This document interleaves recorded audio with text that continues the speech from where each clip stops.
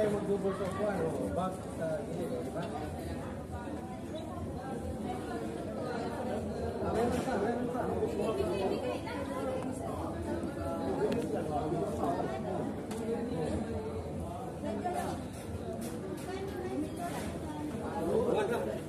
Meron pa. Pasang sa akin. Pasang sa akin.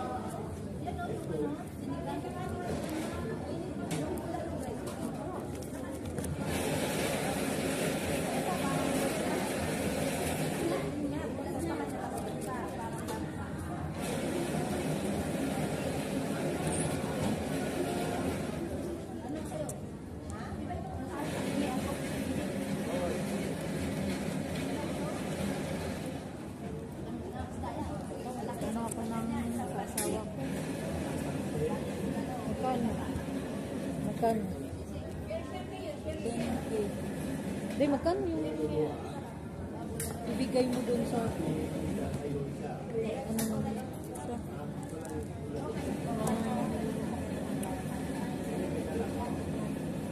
anong kinawa yan? Iwan ko niyo, bakit nilagay niya dyan?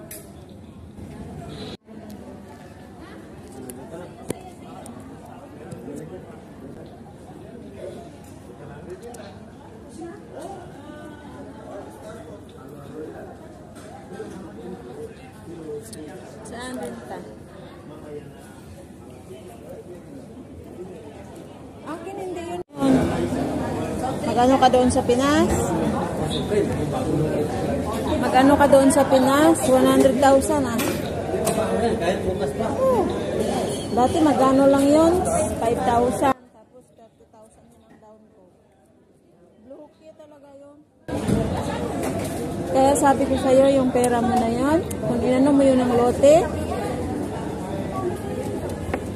pabili na sana. Ayaw mo, yung binili ko na lote na yun, dati 250,000 na yun, 270 square meters. Ngayon, magkano na benta? 400, 500 na. Pwede, tumubo ka pa. Kaya nga sabi ko sa'yo, ayaw mo maniwala eh. Ngayon, kung nagkuha ka, edi tawhay ka na. Habang lumalaki, nagmahal ng lote. Ayaw mo kasi maniwala. Huwag kang magnegosyo na hindi ikaw ang hawak.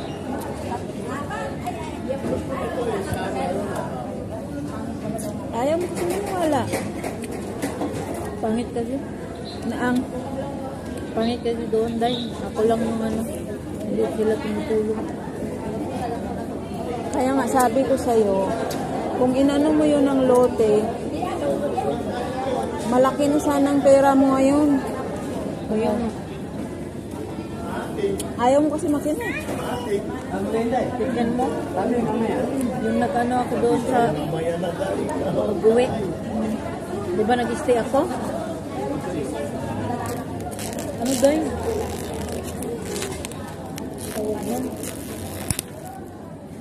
ipa-DSWD nila ako kasi hindi daw ako nagsustinto. Ano yun, di ako nagbili ng pagkain. Anong sustinto kailangan nila?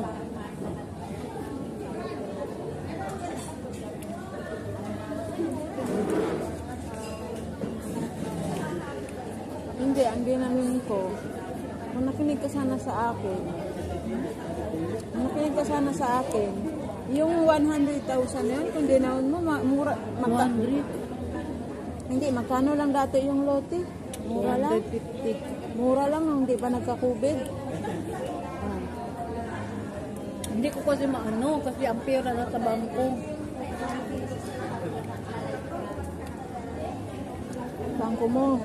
Eh di kung pag-uwi mo. Uwi ko nga, anong ginagawa nila? Hindi nagbibili ng pagkain ko. Dati pa yung sinabi ko, hindi lang sa sini.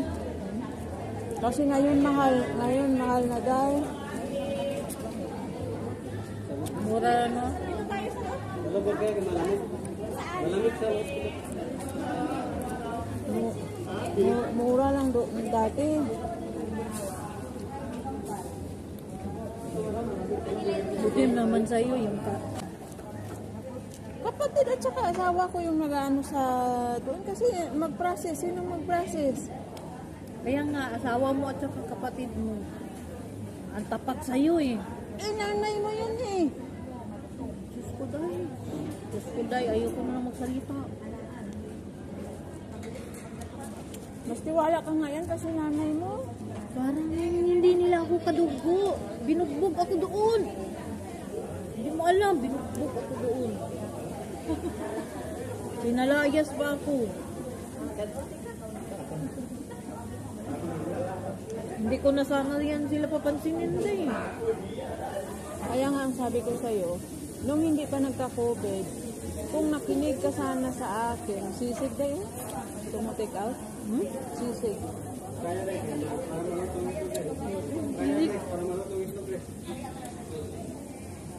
Gusto mo? Hindi, kung nakinig ka lang sana. Hindi. Take out na yung ano. Ha? Ulam. Ulam, di ba? Chicken lang yun.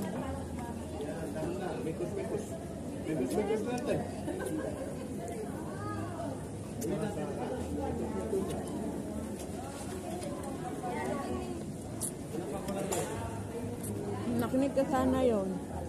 Mura. Live ka? Mura pa sana yun.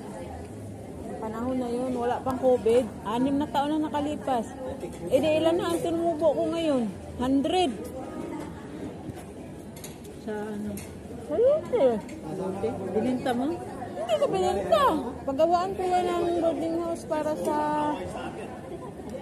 kasi yung nabili ko, likod ng City Hall. Ayaw mo maniwala eh. Alam mo, kasi ang asawa mo at saka kapatid mo, tapat sa'yo eh. Di ba sinabi ko sa'yo? Katitiwalaan mo. Makinig ka, di ba sabi ko sa'yo, dahil huwag kang magpagawa ng bahay na ganyan kalaki. Pagawa mo flat yan. Pagkatapos, ano sabi ko, mag-ano ka ng lote. Kasi yung lote dahil hindi yan mananakaw sa'yo. Kasi magtagal na magtagal, mahal ng mahal. Eh, di ka nakinig. Yun yung nangyari sa'yo. Mag-isip ka, next time, mag-isip ka, yung wala kang talo. Hindi mong videokihan ko. Una ko na, ano yun, videokihan. Ilang doble na yung ano ko. Kita. Tapos nung nagluti ako, magkano lang yung luti dito? 150,000 lang yun. Eh ngayon, magbili ka, tingnan mo, 110 square meters lang. Ilan yun? 300,000. Mahal na no? Pwede ko nakinig ka sa akin. Meron mura pero bukid. Day, bakit ka magbili doon sa bukid? Eh, yung lote na yan, Day. Hayaan mo lang yan, Dan. Walang magnakaw yan kasi sa'yo yan, pangalan. Tapos habang nag-ano yung taon, Day, nagmahal yung lote. Sa bukid yun, din mo? Syudad yun sa Banwa, likod sa City Hall. Mura no? Mura pa yun, hindi pa nagka-COVID. Hindi ko kasi mautusan magbili kasi na yung bank account ko, sila humawak.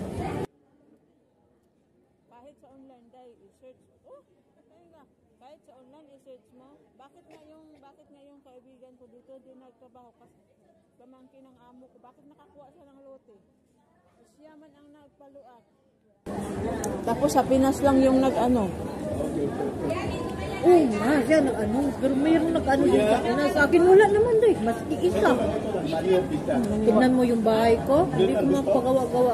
Bakit? Hindi ko makapagkatiwalaan sa pera.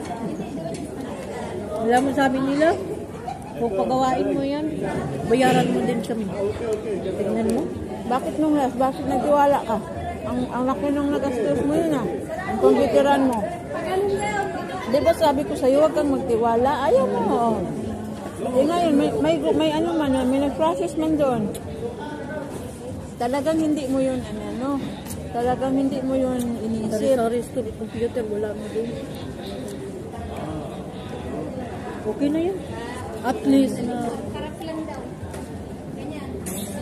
natulungan ko sila. Diba?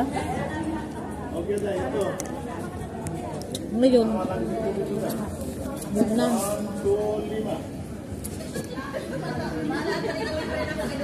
Okay na. Wala na?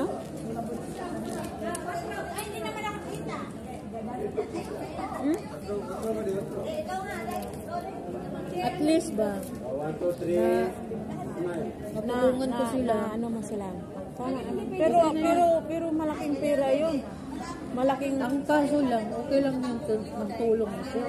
Dapat sana, kung kailangan ko sila, dapat tulungan din nila ako. Hindi. Makasarili.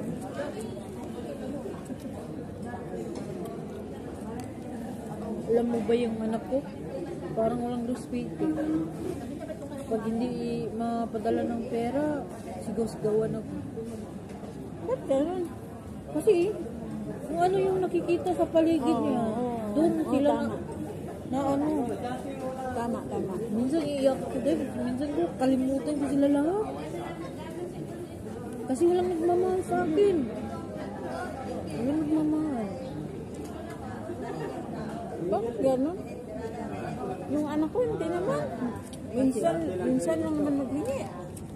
Hindi. Kailangan kasi college yan, di ba?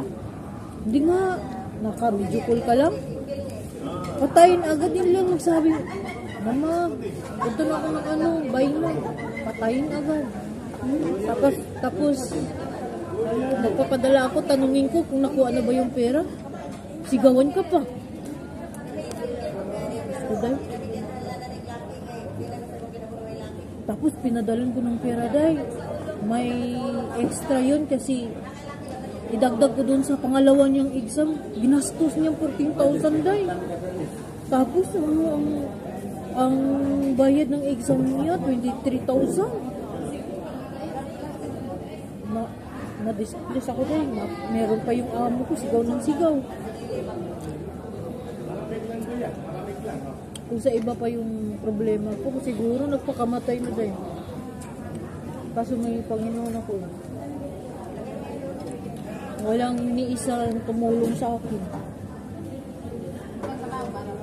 Kung makasarili lang ako, nabala sila.